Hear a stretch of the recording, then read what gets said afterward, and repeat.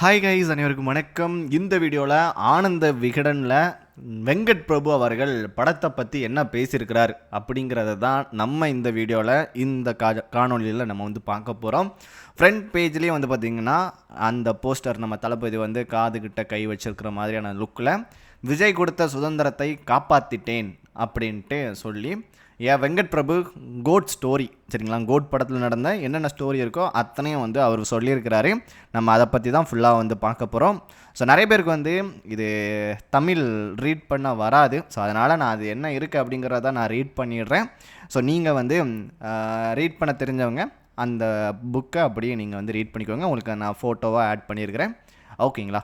Okay, so வாங்க இப்போ continue பண்ணலாம். சார்கிட்ட பேசிட்டேன், ஓகே வர்றேன்னு சொல்லிட்டாருன்னு சொன்னேன். யோ, அவரெல்லாம் நாங்கள் வரும்போது பெரிய ஸ்டாரியா, வேற லெவல்ப்பா, நிஜமாத்தான் சொல்கிறியான்னு கேட்டார். பிரசாந்தை அப்படி புகழ்ந்தார். பிரபுதேவா, இதோ வந்துடுறேன் சாமி, எப்போ வேண்டுமானாலும் கூப்பிடுங்கன்னு சொன்னார். மோகனை அவ்வளவு பிடிக்கும், நிறைய படங்களுக்கு கேட்டிருக்கிறேன்.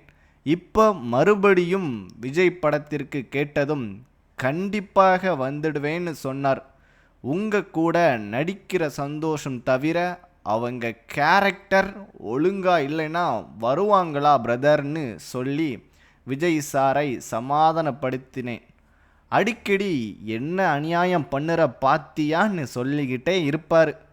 பிரசாந்த் சார் வந்தால் செட்டே ரகலையாக ஆகிடும். விஜய் சாரை டேக்கில் கூட சிரிக்க வச்சிடுவார். டேய், க்ளீன் ஷேவ் கூட பண்ணிட்டேன், உனக்காக நான் என்னென்ன பண்ணுறேன் பாருடான்னு சொல்லிக்கிட்டே இருப்பார். எல்லாருக்கும் அவரவர்களுக்கான இடம் கொடுத்து நியாயம் செய்திருக்கிறேன். நிறைய ஊருக்கு பயணமானோம். அமெரிக்காவில் ஆரம்பித்து தாய்லாந்து, ரஷ்யா, துனிஷியான்னு பெரும் பயணம். அமெரிக்காவில் விஎஃப்எக்ஸ்க்கு ரெடி பண்ணிட்டு ஆரம்பித்த ஷூட்டிங் எங்கும் தங்கு தடையில்லாமல் போனது. இதில் டெக்னிக்கலாகவும் நிறைய விஷயங்கள் உண்டு. அது படம் பார்க்கும்போது தெரியாது. நிறைய உழைப்பு, அதற்கான பலனை அனுபவிக்க முடியும்னு நினைக்கிறேன் அப்படின்னு சொல்லியிருக்கிறாருங்க. சரிங்களா? அடுத்ததில் விஜய்க்கு டபுள் ரோல் எப்படி இருக்கும் அப்படின்னு ஒரு கேள்விக்கு பதில், கற்பனை கதை தான், நிஜத்திற்கு பக்கத்தில் வர்ற மாதிரி செய்திருக்கிறோம். SATSன்னு பெயர், ஸ்பெஷல் ஆன்டி டெரரிஸ்ட் ஸ்குவாடுன்னு சொல்வார்கள். ரா அமைப்போட இணைஞ்சி வேலை செய்கிற குரூப்பு. அதில் ஒரு சமயத்தில் சிறப்பாக வேலை செஞ்சவங்க சிலர்.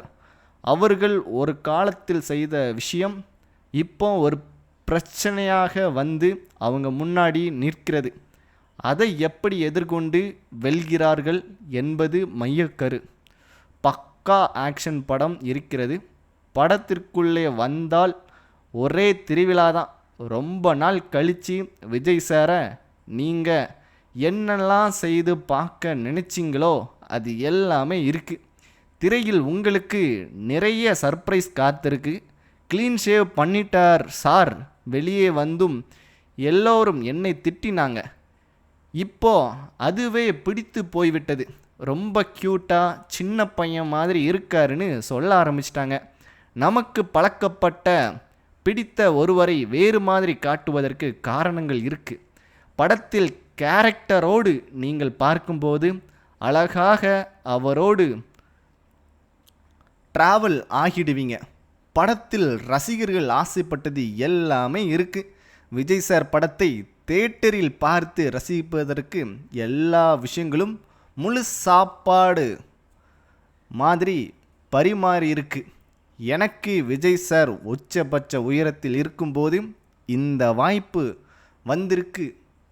மேலே இருந்து கிடைத்த ஆசீர்வாதம்னு சொல்லணும் அப்படின்ட்டு வெங்கட் பிரபு அவர்கள் சொல்லியிருக்கிறாப்புல. அப்புறம் இத்தனை பேரோடு எப்படி விஜய் பழகினார் அப்படிங்கிற கேள்விக்கு வெங்கட் பிரபு அவர்களுடைய பதில் ரொம்ப அழகாக இருந்தது. அவர்களை பாராட்டி பேசிட்டே இருந்தார். பிரபுதேவ் எல்லாம் அவரை வைத்து போக்கிரின்னு பெரிய மாஸ் படம் கொடுத்தவர். பிரசாந்த் பெரிய ஹீரோ என்பதை மறக்காமல் இருந்தார். மோகன் சார் எனக்கு எப்பவும் ஸ்பெஷல். இதில் அப்படிதான். சென்னை 28 பார்க்கும்போது அந்த நண்பர்களிடம் அருமையான ஃப்ரெண்ட்ஷிப் களங்கம் இல்லாமல் இருக்குமே, அதுதான் இங்கேயும் இருந்தது. லைலா ஒரு சின்ன ரோல் என்றாலும் பிரியமாக வந்தாங்க. விஜய் சாருக்கும் ஸ்னேகாவிற்கும் நடிப்பில் நல்ல போட்டியாக இருந்தது. மீனாட்சி கதாநாயகியாக அவருக்கான இடத்தில் இருந்தாங்க. ஜெயராம் எல்லாம் சொல்லவே வேண்டாம். அப்புறம் நம்ம கேங் பிரேம்ஜி, வைபவ், அரவிந்த், அஜய், ராஜ் இருக்காங்க அப்படின்ட்டு சொல்லியிருக்கிறாப்புல. அடுத்து தான் மெயினான ஒரு விஷயம். ஸோ எல்லோரும் வந்து பார்த்திங்கன்னா யுவன் சங்கர் ராஜாவுடைய அந்த மியூசிக் பற்றி, பாடல்கள் பற்றி பயங்கரமான ஒரு விமர்சனம் இருந்தல, அதுதான் கேள்வி. யுவன் பாடல்களுக்கு சின்னதாக விமர்சனம் வந்தது அப்படின்ட்டு கொஸ்டின் மார்க்கு. பாடல்கள் பலருக்கு பிடிச்சிருக்கு, சிலருக்கு மாறுபாடான கருத்து இருக்குது. படம் பார்த்துட்டு வரும்போது எல்லா பாடல்களும் பிடிக்கும். தியேட்டரில் எழுந்து நிச்சயம் டான்ஸ் ஆடுவாங்க. இதில் எந்த மாற்றமும் இல்லை. சோஷியல் மீடியாவில் ஒரு சிலர் இப்படி இருக்காங்க. அப்படிதான் ஸ்பார்க் பாட்டு வெளியிடும் போது திட்டுனாங்க. இப்போ நல்லா தானே இருக்குது, அவசரப்பட்டுட்டோம்னு சொல்கிறாங்க. அப்புறம் ஏயில் பவதாரனின் குரலை கொண்டு வந்தோம். பவதா உடல்நலம் சரியில்லாமல் இருக்கும்போது சீக்கிரம் சரியாயிட்டு வா, இந்த பாட்டை நீதான் பாடுகிறாய்னு சொல்லியிருந்தோம் பெங்களூரில். ஸோ பெங்களூரில் வச்சு நீ தான் இந்த பாட்டை பாடணும் அப்படின்ட்டு சொல்லியிருக்கிறாரு. அப்புறம் இந்த பாட்டை கம்போஸ் செய்து முடித்த அன்றைக்கு பவதாரணி இறந்துடுச்சு. அந்த பாட்டை என்னைக்கு கம்போஸ் பண்ணாங்களோ அன்னைக்கான டேட்டில் அவங்க இறந்துட்டாங்களாம். நொறுங்கி போயிட்டேன். ஏஆர் ரஹ்மான் ஒரு சமயம் ஷாகுல் ஹமீது குரலை ஏஐ மூலமாக கொண்டு வந்தார். அது மாதிரி நாமும் செய்யணும், யுவனிடம் சொல்லிட்டேன். பவதாரணியின் குரலை எடுத்து ஃபீட் பண்ணி ஒரு பாடகி பாடி அது பவதாரணியின் குரலாக மாறியது. எல்லாமே கண் கலங்கி விட்டாங்க. அந்த பாடலை கேட்டதும் விஜய் சார் தானாக முன்வந்து நானே ஆண் குரலுக்கு பாடவான்னு கேட்டார். கரும்பு தின்ன கூலியான்னு ஓகே சொன்னேன்.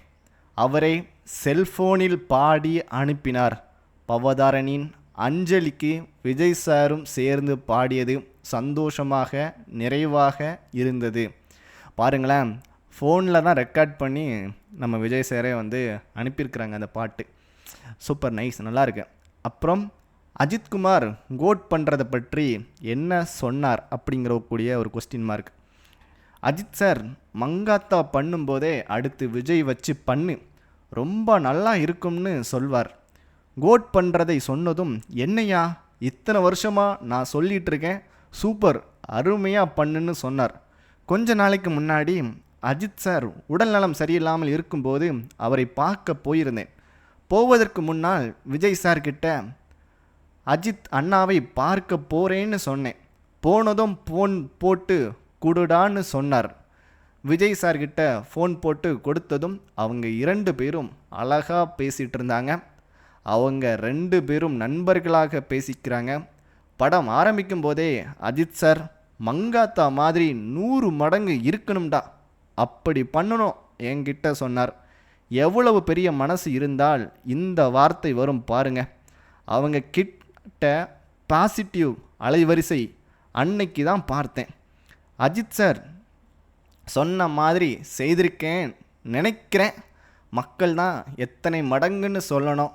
விஜய் சார் சினிமா பயணத்திற்கு ஃபேர்வெல் மாதிரி தான் இந்த படம்.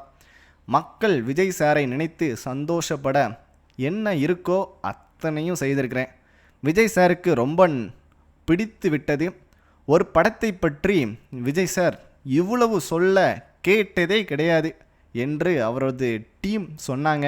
எனக்கு விருதுகளையும் விடவும் இதுதான் சந்தோஷம் அப்படின்ட்டு சொல்லியிருக்கிறாப்புல.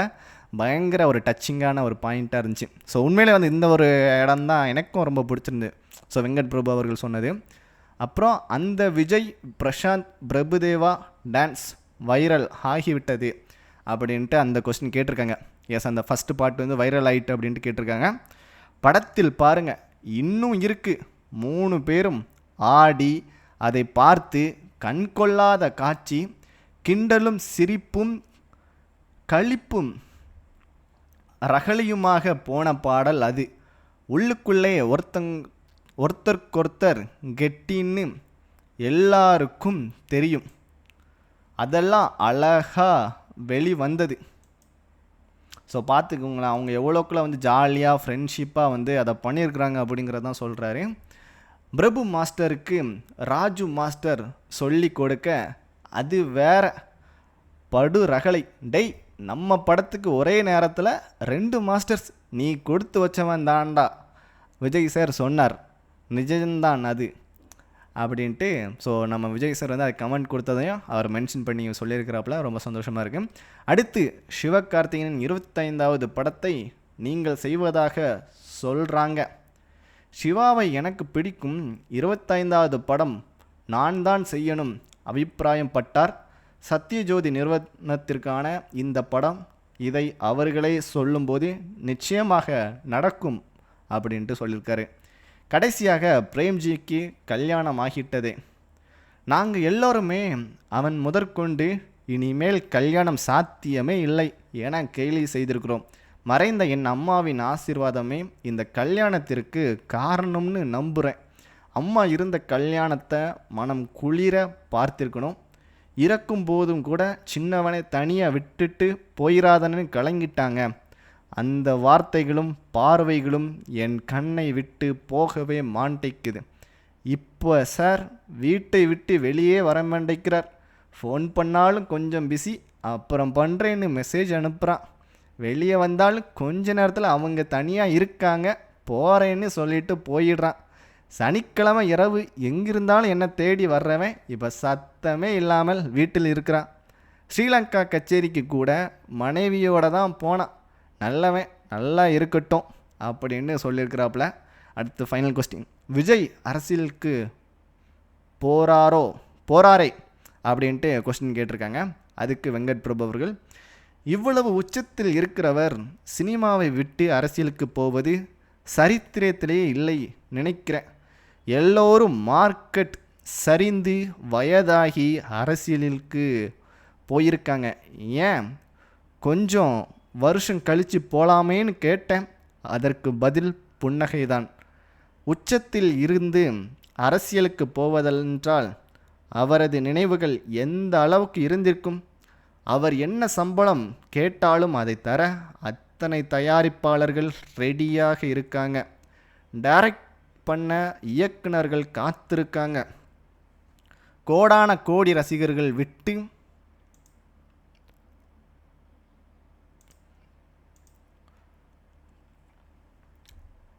கோடான கோடி ரசிகர்களை விட்டுவிட்டு அரசியலுக்கு போகிறேன்னு நிஜமாவே அவருக்கு மக்கள் பணி செய்ய விருப்பம் இருக்குது. அதற்கு நாம் சப்போர்ட் பண்ணணும் அப்படின்னு சொல்லி முடிச்சிருக்கிறாருங்க. மக்களே, இதுதான் ஃபுல் ஸ்டோரி. கிட்டத்தட்ட 13 நிமிஷத்துக்கு நான் பேசியிருக்கிறேன். வெங்கட் பிரபு அவர்கள் எவ்வளோ நேரம் டைம் எடுத்தாருன்னு தெரியல. பட் நான் இதை உங்களுக்கு கன்வே பண்ணுறதுக்கு சூப்பராக கன்வே பண்ணியிருப்பேன் அப்படின்னு நினைக்கிறேன். ஓகே நண்பர்களே, ஸோ கண்டிப்பாக உங்களுக்கு இந்த வீடியோ பிடிக்கும்னு நினைக்கிறேன். ஏன்னா இது நிறைய பேருக்கு வந்து ரீட் பண்ணுறதுக்கு பெருசாக வராது. அதனால தான் அதை ஃபுல்லாக ரீட் பண்ணி காமிச்சேன். ஸோ அதே போல் சில பேருக்கு இது சுலபமாக முடிஞ்சிருக்கும், அதை பாஸ் பண்ணி கூட கேட்டிருப்பீங்க. ரொம்ப சந்தோஷம். இந்த வீடியோ ஃபுல்லாக பார்த்துருந்தீங்கன்னா ரொம்ப நன்றி. யாரெல்லாம் ஃபுல்லாக பார்த்தீங்களோ அவங்க வந்து கோட் அப்படின்ட்டு கீழே கமெண்ட் பண்ணுங்கள். தேங்க்யூ கைஸ், நன்றி.